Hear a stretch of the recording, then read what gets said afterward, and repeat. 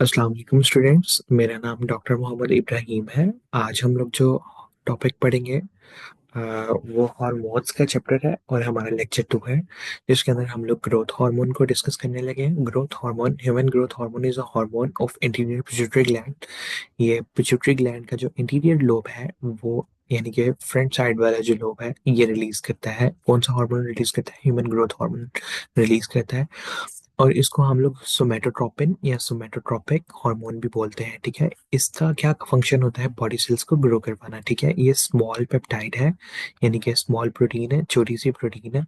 ठीक है, इसे हम लोग पेप्टाइड भी बोलते हैं। ठीक है, इसका स्ट्रक्चर जो है वो आप लोगों ने करना है, इंपॉर्टेंट है। किस तरह से बनाना है? लाइक सबसे पहले आप लोगों ने बेंजीन रिंग ड्रॉ करनी है।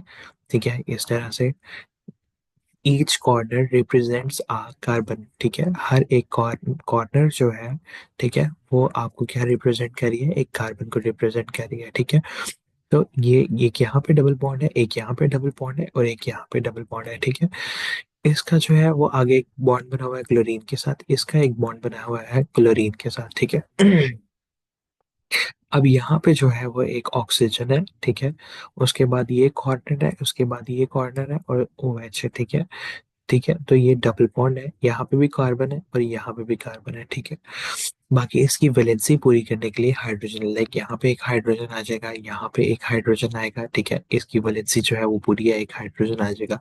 ठीक है, आप लोगों ने इसका स्ट्रक्चर बनाना है, इसका स्ट्रक्चर जो है वो इम्पोर्टेंट है।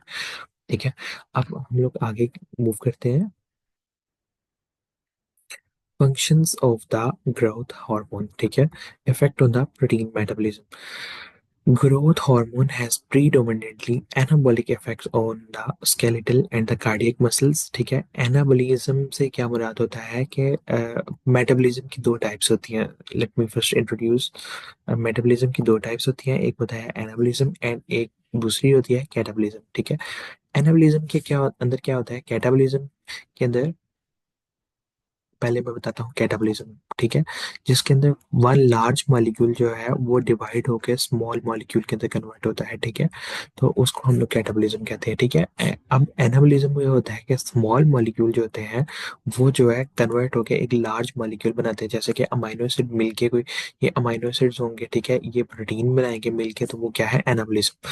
तो ग्रोथ हार्मोन है, डेफिनेटली इसने ग्रोथ करवानी है, तो ये इसका एनाबॉलिक इफेक्ट होगा। ये चीजों को तोड़ेगा नहीं, ये चीजों को बनाएगा। ठीक है, तो स्केलेटल मसल्स के ऊपर, ठीक है, ये प्रोटीन्स को, अमाइनो एसिड्स को जोड़ के प्रोटीन बनाएगा। प्रोटीन्स मसल्स जो होते हैं वो प्रोटीन्स होते हैं। ठीक है, स्केलेटल और कार्डियक मसल्स को ये जो है वो एनाबॉलिक इफेक्ट आता है इसका। ठीक है, ये सिंथेसिस ऑफ प्रोटीन्स करवाता है, DNA और RNA की सिंथेसिस करवाता है। ठीक है, amino acid entry into the cell के अंदर हेल्प करता है। जैसे कि इंसुलिन जो है वो मतलब ग्लूकोज की एंट्री करवाने के अंदर हेल्प करता है, इंसुलिन जो है वो अमाइनो एसिड की एंट्री भी करवाने में हेल्प करता है। इसी तरह से सेल के अंदर जो है अमाइनो एसिड जो एंट्री होती है उसको करवाने के अंदर अमाइनो एसिड्स को एंटर होने के अंदर हेल्प करता है। थर्ड नंबर के ऊपर है, it decreases the catabolism of protein. ठीक है, मैंने अभी आपको बताया ब्रेक डाउन ऑफ प्रोटीन्स को हम लोग क्या कहते हैं? कैटाबॉलिज्म कहते हैं। ठीक है, अब ये जो है प्रोटीन्स के कैटाबॉलिज्म को क्या करेगा? कम करेगा, क्योंकि ग्रोथ हार्मोन जो है एनर्जी के तौर पे जो है वो फैटी एसिड्स को इस्तेमाल करते हैं टू सप्लाई एनर्जी, ना कि प्रोटीन्स को इस्तेमाल करते हैं। ठीक है, तो ये प्रोटीन की जो ब्रेक डाउन हो रही होगी या जो प्रोटीन्स का कैटाबॉलिज्म हो रहा होगा, ये उसको क्या कहते हैं? रिड्यूस करते हैं। और ये जो बॉडी को प्रमोट करते हैं कि प्रोटीन्स को जो है वो स्टोर करें और वो उसको मसल्स के अंदर कन्वर्ट करें। ठीक है, नेक्स्ट हमारे पास आ जाता है इसका इफेक्ट आ जाता है हमारे पास, effects on the carbohydrate metabolism. Effects on carbohydrate metabolism. ठीक है, कार्बोहाइड्रेट के मेटाबॉलिज्म के ऊपर इसका क्या इफेक्ट है? इसका जो है वो डायबिटोजेनिक हार्मोन है। ठीक है, डायबिटोजेनिक से मुराद ये है कि ये एंटी इंसुलिन इसके इफेक्ट्स हैं। ठीक है, यानी कि इंसुलिन के, अभी हम लोग इंसुलिन के सारे इफेक्ट्स पढ़ेंगे। ठीक है, जिसके अंदर हम लोग पढ़ेंगे इंसुलिन जो है वो फैट, यानी कि बॉडी के अंदर फैट स्टोर के अंदर हेल्प करता है, यानी कि बॉडी के अंदर फैट प्रोड्यूस करने के अंदर हेल्प करता है। ठीक है, ग्लूकोज की एंट्री के अंदर हेल्प करता है। ठीक है, इस तरह से ये जो है ये डायबिटोजेनिक हार्मोन है। ठीक है, ये यानी कि ये एंटी इंसुलिन इसके इफेक्ट है। ये डायबिटीज के, यानी कि ये डायबिटीज की तरह की कंडीशन बॉडी के अंदर इम्प्लीमेंट करता है, यानी डायबिटीज की तरह की कंडीशन बॉडी के अंदर नाफिज करता है, ठीक है। उसके बाद ये हाइपरग्लाइसीमिया करवाता है, जैसे हम लोगों ने ऊपर पढ़ा है कि ये डायबिटीज की तरह की कंडीशन करवाता है। तो डायबिटीज के अंदर क्या होता है, ब्लड ग्लूकोज लेवल जो होता है वो इंक्रीज होते हैं, ठीक है। Effects on the fat metabolism, growth hormone के जो है वो कैटाबॉलिक इफेक्ट होते हैं एडिपोज टिश्यू पे। कैटाबॉलिक इफेक्ट से मैंने आपको पहले भी बताया है। कैटाबॉलिज्म क्या होता है, एक मॉलिक्यूल जो है जैसे कि फैट है, ठीक है, उस वो छोटे छोटे मॉलिक्यूल के अंदर कन्वर्ट होगा तो उसे हम लोग कैटाबॉलिज्म कहते हैं, ठीक है। तो ये फैट एडिपोज टिश्यू के अंदर मेनली हमारी बॉडी की जो चर्बी, यानी कि पेट के ऊपर हम लोग कहते हैं चर्बी, या एडिपोज टिश्यूज होते हैं हमारी बेली के ऊपर, ठीक है। तो उनके अंदर ये कैटाबॉलिज्म करवाता है, उनकी ब्रेकडाउन करवाता है, ठीक है। तो जिसके नतीजे में वहां से मोबिलाइजेशन, घूमना, यानी कि फ्रीली घूमने शुरू हो जाते हैं फैटी एसिड्स, ठीक है, एडिपोज टिश्यू से। जिसके नतीजे में ट्राइग्लिसराइड कंटेंट जो है फैटी टिश्यू के अंदर, जो एडिपोज टिश्यू है उनके अंदर जो ट्राइग्लिसराइड यानी कि फैट का कंटेंट जो है, ट्राइग्लिसराइड हम लोग कहते हैं फैट को, ठीक है, वो डिक्रीज हो जाता है, वहां पे फैट डिक्रीज हो जाता है। और प्लाज्मा यानी कि ब्लड के अंदर फैटी एसिड और ग्लाइसरोल जो है वो इंक्रीज हो जाते हैं। इस बात से क्या मुराद है, इसको मैं मजीद इलेबोरेट कर देता हूँ। फैट जो होते हैं, फैट्स, ठीक है, फैट्स वो दो चीजों से मिलके बने होते हैं, फैटी एसिड, ठीक है, प्लस ग्लाइसरोल, ठीक है, प्लस ग्लाइसिरोल से मिलके बने होते हैं, ठीक है। अब ये जो है एडिपोज टिश्यूज के अंदर फैट की लिपोलाइसिस करवाते हैं, यानी फैट की ब्रेकडाउन करवाता है, जिसके नतीजे में ये दोनों चीजें जो है ब्लड के अंदर आ जाती हैं, ठीक है। क्या हो जाती हैं, ब्लड के अंदर आ जाती हैं, या ब्लड प्लाज्मा के अंदर आ जाती हैं। फैट का दूसरा नाम होता है ट्राइग्लाइसराइड, ठीक है। अगर आपने सेकेंड चैप्टर को अच्छी तरह पढ़ा हो तो आपको पता होगा फैट का दूसरा नाम है ट्राइग्लिसराइड, ठीक है। तो फिर एडिपोज टिश्यूज के अंदर ट्राइग्लिसराइड जो कंटेंट होगा वो कम हो जाएगा, ठीक है, और increase plasma levels of fatty acid and glycerol, ठीक है। अब इनके ब्लड में एक्सेसिव घूमने की वजह से, फैटी एसिड की एक्सेस घूमने की वजह से लिवर को एक डिजीज हो सकती है जिसे हम लोग कहते हैं फैटी लिवर, जिसे हम लोग क्या कहते हैं, फैटी लिवर। इसके एक्सेस घूमने की वजह से, मोबिलाइजेशन की वजह से, ठीक है, ऐसे एक बॉडी के अंदर डिजीज हो सकती है जिसे हम लोग कहते हैं फैटी लिवर, ठीक है। अच्छा जी, इसके आगे है ग्रोथ हार्मोन, ठीक है, increases the retention of the phosphorus and calcium in the body, ठीक है। ग्रोथ हार्मोन जो है वो बॉडी के अंदर ज्यादा से ज्यादा फास्फोरस, ठीक है, क्योंकि जब ये देखे ना बॉडी के ऊपर ग्रोथ का इफेक्ट आ रहा है, बोन्स का, बोन्स के ऊपर भी ये एक्ट करेगा, ठीक है। तो बोन्स को ग्रो करने के लिए कैल्शियम रिक्वायर्ड होता है। बोन्स को ग्रोथ के लिए कैल्शियम, फास्फोरस वगैरह रिक्वायर्ड होता है। तो ये बॉडी के अंदर, बॉडी फ्लूइड्स के अंदर, जैसे बॉडी फ्लूइड से जो फिल्ट्रेशन होगी यूरिन के अंदर जा रही है, या जीआईटी से जो एब्जॉर्प्शन हो रही है, ये ज्यादा से ज्यादा एब्जॉर्प्शन करवाता है जीआईटी से, यानी कि जो हम लोग खाना खाते हैं उसके अंदर से कैल्शियम और फास्फोरस की, और रीनल ट्यूब्यूल्स से, ठीक है, जो नेफ्रॉन के अंदर जो जाया हो रहा है, जिस जो यूरिन के अंदर कैल्शियम जा रहा है उसको दोबारा से ब्लड के अंदर रीअब्सॉर्ब करवाता है। किसके अंदर रीअब्सॉर्ब करवाता है, ब्लड के अंदर, ठीक है। ये रिटेंशन करता है, बॉडी के अंदर रिटेन करता है, रखता है सोडियम, पोटेशियम, ये क्लोरीन है और मैग्नीशियम को, इनकी ज्यादा से ज्यादा क्वांटिटीज नॉर्मल, ठीक है, बॉडी के अंदर रखता है ताकि ये बॉडी के अंदर इस्तेमाल की जा सके, ठीक है। ऑल्सो ये जो आयंस होते हैं ये बहुत ज़्यादा इंपॉर्टेंट होते हैं हमें, लाइक हमारी कॉन्शियसनेस के लिए बहुत ज़्यादा इंपॉर्टेंट होते हैं, ठीक है। आपको अक्सर कहा जाता है कि आप जो है वो ओआरएस पिए, किसी को डायरिया हो जाए तो उसको ओआरएस दिया जाता है, क्योंकि ये वाले सॉल्ट्स जो होते हैं डायरिया के अंदर ज़ाया हो जाते हैं। नेक्स्ट हमारे पास आता है effect on the bone cartilage and the soft tissues, ठीक है, bone cartilage and soft tissues. हड्डियों के ऊपर, कार्टिलेज के ऊपर और सॉफ्ट टिश्यूज, ठीक है। ये कार्टिलेज और बोन की ग्रोथ को स्टिमुलेट करता है, ठीक है। ये कनेक्टिव टिश्यू की डिपोजिशन के अंदर हेल्प करता है, ठीक है। हमारी बॉडी के अंदर कनेक्टिव टिश्यू जो है वो डिफरेंट जगहों पे पाए जाते हैं, जैसे कि बोन जो है वो कनेक्टिव टिश्यू है, कार्टिलेज से कनेक्टिव टिश्यू है, ठीक है। डिपोजिशन, ठीक है, वहाँ पे डिफरेंट प्रोटीन्स की डिपोजिशन करवाएगा, कैल्शियम की डिपोजिशन करवाएगा, मैग्नीशियम, फास्फोरस, इस तरह से, ठीक है। स्किन की थिकनेस को ग्रो इंक्रीज करेगा, ठीक है। ग्रोथ ऑफ विजरा, ठीक है, हमारे इंटरनल बॉडी ऑर्गन्स, बॉडी के अंदर ऑर्गन जैसे कि लंग्स, लिवर, किडनी, जो बॉडी के अंदर पाए जाते हैं उनकी ग्रोथ करवाता है, जैसे कि सॉफ्ट टिश्यू जिन्हें ये कहा जाता है, ठीक है।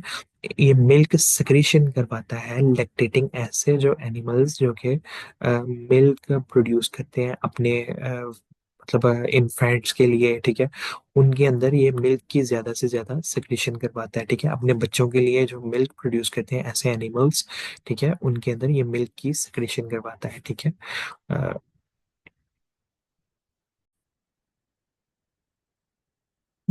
अच्छा जी, नेक्स्ट हमारे पास हार्मोन जो है वो आ जाता है हमारे पास ऑक्सीटोसिन, ठीक है। ऑक्सीटोसिन जो है वो पोस्टीरियर पिट्यूटरी ग्लैंड से रिलीज होता है, पिट्यूटरी ग्लैंड के ही पीछे वाले लोब से, यानी कि पोस्टीरियर बैक साइड के जो लोब है उधर से रिलीज होता है।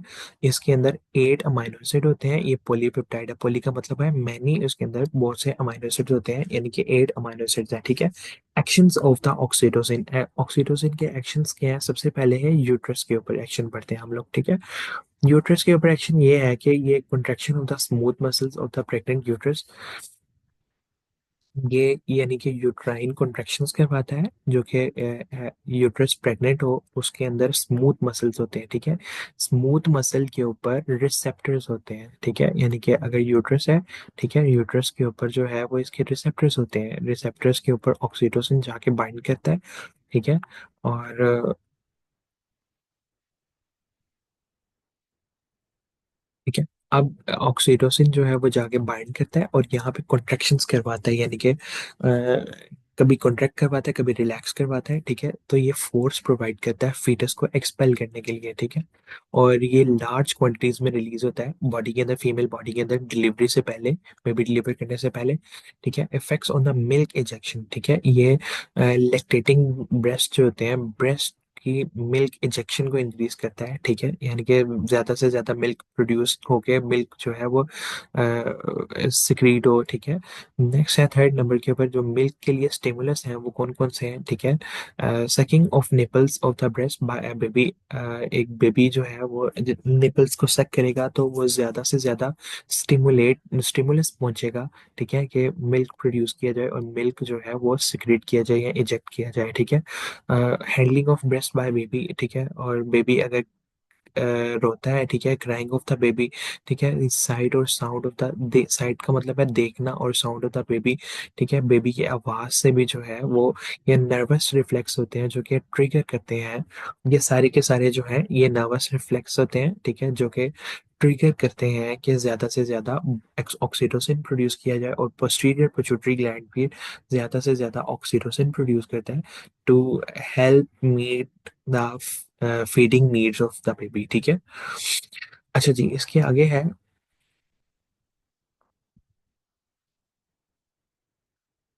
इसके आगे है fertilization, effects on the fertilization, ठीक है।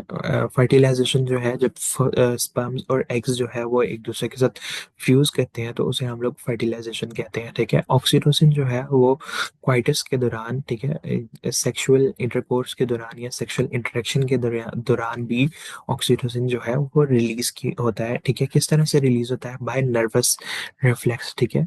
जब जेनिटल सेंसेशंस के थ्रू, ठीक है, जेनिटल सेंसेशंस होती हैं, ठीक है, यहाँ जेनिटल सेंसेशन प्रोड्यूस की जाती है जेनिटल एरिया के अंदर, ठीक है। तो वहाँ पे फिर नर्वस सिस्टम जो है वो एक्टिवेट होता है, नर्वस सिस्टम जो है वो देन ऑक्सीटोसिन को रिलीज करवाता है, ठीक है। ऑक्सीटोसिन को लव हार्मोन भी बोला जाता है, ठीक है, इन सम सेंस, ठीक है। It causes the uterine contraction, ये यूट्रस की कॉन्ट्रैक्शन करवाता है, ठीक है, और ये sucking effect on the seminal fluids, ठीक है। ये सेमिनल फ्लूइड जो है, जो मेल रिप्रोडक्टिव सिस्टम का फ्लूइड जो होता है उसका, उसके ऊपर ये इसका सकिंग इफेक्ट होता है, ठीक है। ये ट्रांसपोर्ट के अंदर हेल्प करता है सेमिनल फ्लूइड को फ्लोपियन ट्यूब्स की तरफ, ठीक है, लाइक अगर ओवरीज हैं, ठीक है, ओवरीज के अंदर ये फ्लोपियन ट्यूब्स हैं, ठीक है, इनको हम लोग कहते हैं ये फ्लोपियन ट्यूब्स हैं, इधर जो है वो ये ओवरीज, ठीक है, ये जो है यूट्रस है, ठीक है, और यहाँ पे सर्विक्स है, ठीक है, और ये वाला पार्ट जो होता है वेजाइना होता है, ठीक है। अब वो कह रहा है कि स्पर्म्स ने जो है वो फर्टिलाइजेशन का प्रोसेस जो होता है वो इधर होता है, लाइक स्पर्म्स ने इधर तक ट्रेवल करके आना होता है, इधर तक स्पर्म्स ने इधर तक ट्रेवल करके आना होता है। तो ऑक्सीटोसिन जो है वो इनकी ट्रांसपोर्ट इधर से इधर जो है इनकी ट्रांसपोर्ट के अंदर हेल्प करता है। ऑक्सीटोसिन जो है वो इनकी ट्रांसपोर्ट के अंदर हेल्प करता है फिलोपियन ट्यूब्स तक। These are known as fallopian tubes. इनको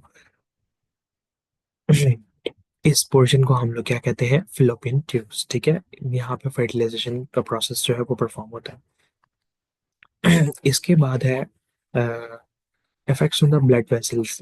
Blood vessels in large doses oxytocin जो है वो वेजोडाइलेशन कर पाता है और ब्लड प्रेशर को डिक्रीज कर पाता है। वेजोडाइलेशन से क्या मुराद होता है?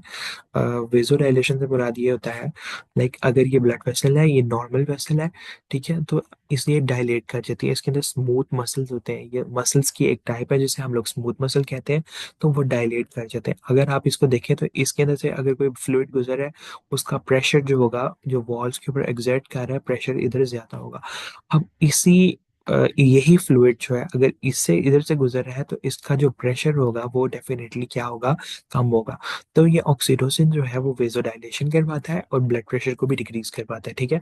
पिट्यूटरी ग्लैंड के ऊपर इसके क्या इफेक्ट है, ये प्रोलैक्टिन की सेक्रेशन करवाता है। किसकी सेक्रेशन करवाता है? प्रोलैक्टिन, ठीक है, जिससे मिल्क प्रोडक्शन इंक्रीज होती है। एंटी डायूरेटिक सेक्रेशन करवाता है, वो एंटी डायूरेटिक की सेक्रेशन को इनहिबिट करवाता है, ठीक है। एंटी डायूरेटिक हार्मोन जो कि यूरिन की प्रोडक्शन को सॉरी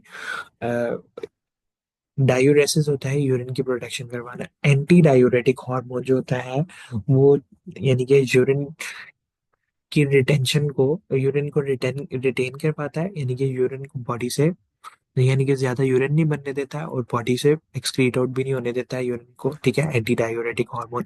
अब ये जो ऑक्सीटोसिन है ये एंटी डायूरेटिक हार्मोन को इनहिबिट करवाता है, ठीक है, यानी कि एंटी डायूरेटिक हार्मोन जो कि बॉडी फ्लूइड को रिटेन कर रहा है या यूरिन को एक्सक्रीट नहीं होने दे रहा है या यूरिन को बनने नहीं दे रहा है, ये उसको इनहिबिट करवाता है, ठीक है।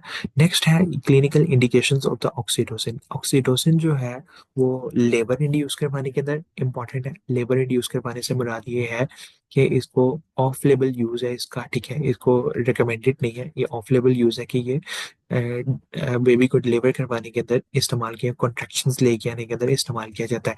उसके बाद ये यूट्राइन हेमरेज, ठीक है, लॉस ऑफ ब्लड, अगर यूट्रस से बहुत ज्यादा लॉस ऑफ ब्लड हो रहा हो तो ये यूट्राइन हेमरेज हेमरेज के अंदर भी इस्तेमाल होता है, ठीक है। Thank you so much, that's all for the lecture, ठीक है। इसके बाद हम लोग नेक्स्ट जो है वो लेक्चर के अंदर हम लोग नेक्स्ट हार्मोन पढ़ेंगे। थैंक यू सो मच, शुक्रिया, अल्लाह हाफिज।